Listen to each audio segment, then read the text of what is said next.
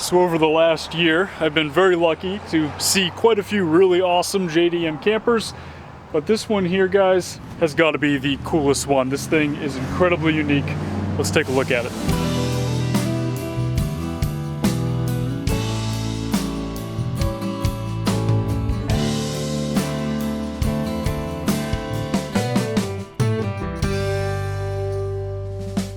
Special thank you to Omaze for sponsoring this video.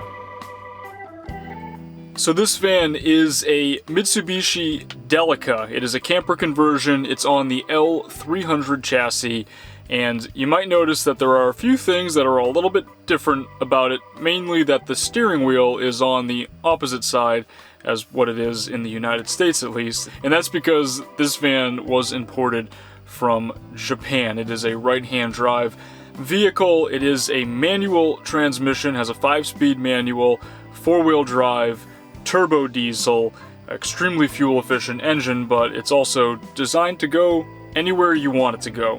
Needless to say, this van will travel to places that most RVs cannot get to, and it does pretty well as an overlanding camper. This van was imported by Derek at Northeast Auto Imports, and I'll put a link in the description below in case you want to check out their website and learn a little bit more about it. When I found out that Derek was importing this van, I immediately knew that I wanted to do a tour video for it because I've never seen really anything like it, and like I said before, it's an incredibly unique setup. There's something very, very special about this conversion. I wanted to share it with you guys. I hope you all enjoy it.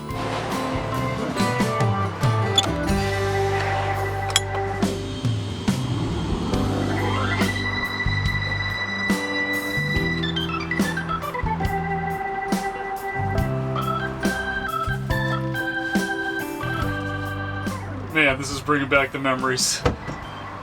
I cannot get over how clean it is in this van. It's like night and day compared to what the High Ace looked like when it got off the boat. They haven't even had time to detail it yet. It just came in very recently, and I mean, like, there's like a little bit of dust.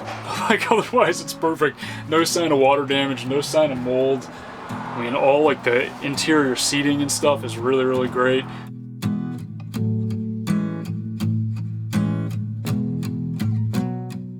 So starting from the rear area of the interior, you'll notice that there is a kitchen set up here. Got a tiny little sink here, platform probably for like a butane cooktop, and then here's something that's really cool. I've never seen this before, at least not in a small van. You actually have a vent for your cooktop, so if you're cooking, you can actually just press this button here, and that vent just kicks right on, and it gives you nice ventilation for if you're making a meal. There is also a 12-volt angle refrigerator with a small freezer compartment built in. It's a side-opening fridge. One of the first things you'll notice upon stepping into this camper, and that will catch your eye, is that there are a lot of cabinets everywhere. There's a ton of storage space, and it's all very well thought out, to the point where like there are like round opening cabinets, and like you can access everywhere underneath the sink for maintenance if you have to do anything under there. And there's just tons of space to be able to store your stuff. I mean, they definitely put a lot of thought into the ergonomics and just how everything is laid out inside this camper, and then on top of that, the cabinets are just extremely well built. I also really like the aesthetics of the whole thing. I think that it looks really good. I think that it's just very, very practical and an excellent use of space. Before continuing on, I do want to take a minute to thank today's sponsor. Omaze is an organization that works to support charitable causes while also giving you the opportunity to win some really awesome prizes. This week, if you follow the link in the description below, omaze.com/EVL Sprinter, you can enter for the chance to win an $80,000 Mercedes-Benz Sprinter 4x4 conversion. The conversion is done by a company called Vansmith. It comes with bamboo cabinetry inside. You have a swivel seat with a lag-in table mount. You have a platform bed in the back 210 watts of solar on the roof with a full solar system, as well as an onboard freshwater system. It's essentially an ultra-modernized version of the van that we are checking out in this tour video right now. And if you do enter for the chance to win this van, you can also make a contribution to the Honnold Foundation. This organization works to implement solar power as a sustainable energy source, especially in impoverished areas. Again, if you follow the link in the description below, omaze.com/EVL Sprinter, you can enter for a chance to win this Mercedes van and also support a really awesome cause. Thank you again, Omaze, for sponsoring this video. Alright, you guys ready? Here's another super cool part of the van. This back corner here is basically designated as like an interior wet bath shower area. So this little piece comes up off the floor, you set that aside, and then there's actually a drain right here, and you could come in here and I guess it's like for taking a bath. You could sit here and you could like shower off and rinse off in this little corner. I guess you just like grab the hose here from the sink and bring it over, and you could just take like a little shower bath. And I'm guessing that you could maybe hang like a shower curtain or something, although it didn't come with a shower curtain, but there's a couple of little snap buttons all around there, and I'm thinking that's probably what it was for. Drapes down, just kind of gives you some privacy, I guess, and you just get in here and start showering. It's kind of cool. Never seen anything like that. Our van, the Hi-Ace, did come with a wet bath in the back, but it was nothing like this.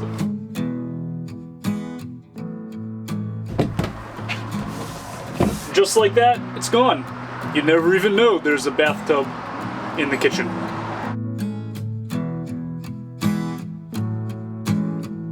So similar to my NV200 camper, there is an upper bunk, an upstairs bunk bed up on top in the pop top area, and then there's a lower one down here. This full dinette area with all these seats actually does convert into a bed, and I kind of want to try to figure out how to do it right now. I guess this is the idea.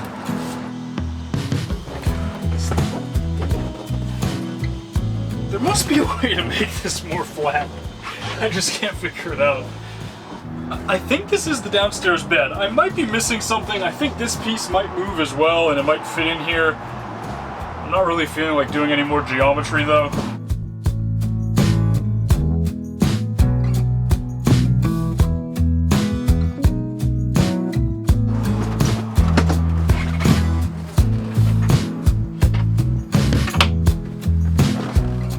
So I'm not 100% sure how to get up here.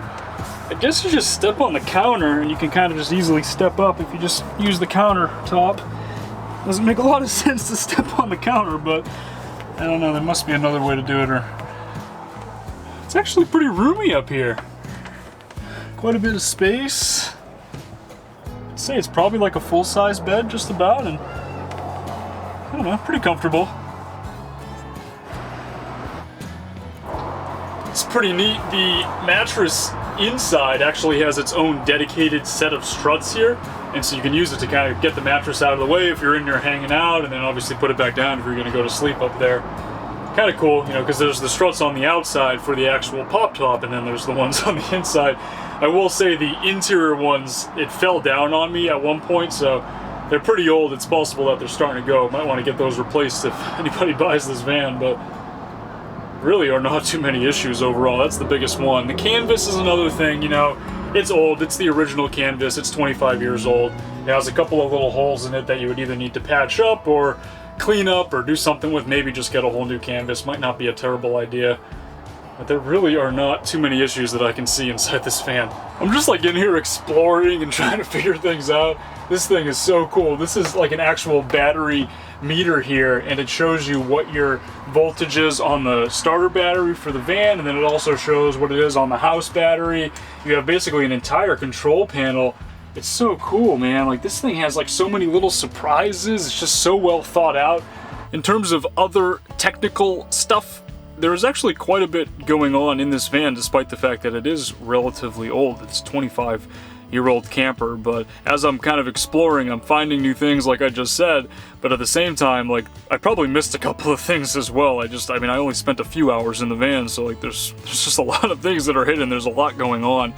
But there is like a backup camera, for example, built into the dash. It looks like that was modernized at some point. There's also a Webasto heating unit, a diesel furnace in here, and it looks like it likely ties directly into the diesel tank of the van, so that's pretty convenient. And then the van also has a house battery. Looks like it charges while you are driving the van off the alternator, and then there is an inverter built in. You have shore power hookups. If you are at a campground, you can plug directly in. And then there is also multiple water fill-up areas on the outside of the van, so externally you can fill up your water tanks, and then there is a gray water tank as well. Alright, here's another one of my favorite features of this van. This is an external kitchen that is literally built in to the side of the van. Just slides right out. And you have yourself a little faucet for washing off the dishes or showering off, rinsing off, and then this looks like an area for a cooktop that you could put out here. It looks like it was designed so that you could use the cooktop inside or outside. Fits nicely here for the outside, and then you just take it and put it back inside if you want to cook inside.